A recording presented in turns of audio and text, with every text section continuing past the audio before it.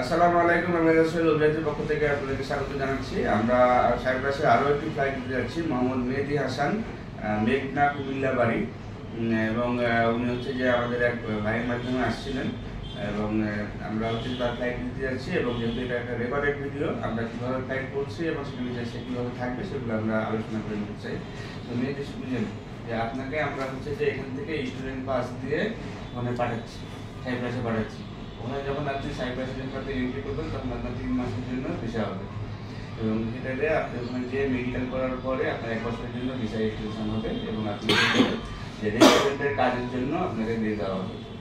ওখানে যাওয়ার পরে আপনার যে মিনিমাম স্যালারি হবে হচ্ছে 1 লাখ টাকা। যদিও সাইপ্রাসের সর্বনিম্ন বেতন অনুযায়ী এখন আপনার 1,30,000 টাকার উপরে পড়ে, বাট আপনি যদি 1 লাখ টাকার নিচে বেতন পান তাহলে আমরা এটা জন্য লায়াবল থাকবো, এবং আমরা এটা সলভ করে দিতে পারবো।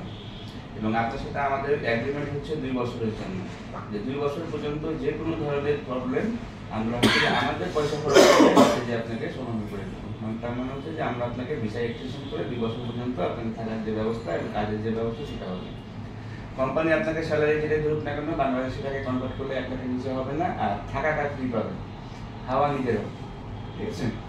আর যদি এই এগ্রিমেন্ট বলবৎ থাকবে না যদি আপনি কোনো প্রকারের কোনো অকারেন্স করেন। সেখানে হচ্ছে যে ওখানে আপনার পরিচিত কেউ আছে, সে আপনাকে ওই কোম্পানি থেকে কোম্পানিতে চাকরি দিয়েছে, সেখান থেকে কোম্পানিতে আপনাকে অন্য জায়গায় নিয়ে চলে গেল, বা আপনি চলে গেলে আপনার কোনো প্রবলেম হলে সেটা আমরা কোনো দায়িত্ব নিতে পারবো না, ঠিক আছে। আর যদি আইন শৃঙ্খলা রক্ষাকারী বাহিনীর দ্বারা যদি কোনো প্রকারের কোনো হ্যারাসমেন্ট শিকার হন আপনার ভুলের কারণে, তাহলে সেটা আপনাকে সামাল দিতে হবে। অফিসিয়ালি আপনাকে কোনো প্রকারের আমরা সহায়তা করতে পারবো না, কিন্তু আনঅফিসিয়ালি আমরা অবশ্যই ভাই হিসাবে মনে করি আপনাকে সহায়তা করবো, এবং আপনাকে মনে করেন যে সেভ করে নিয়ে আসবো। যেমন আপনার যদি এ ব্যাপারে আর কিছু জানার থাকে সেটা আপনি বলতে পারেন।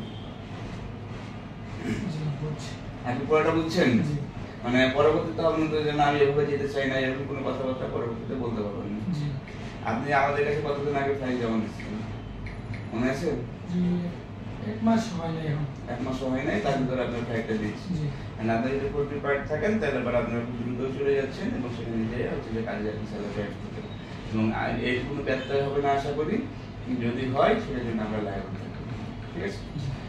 আর আপনি যদি কিছু বলার থেকে তাহলে বলতে পারেন।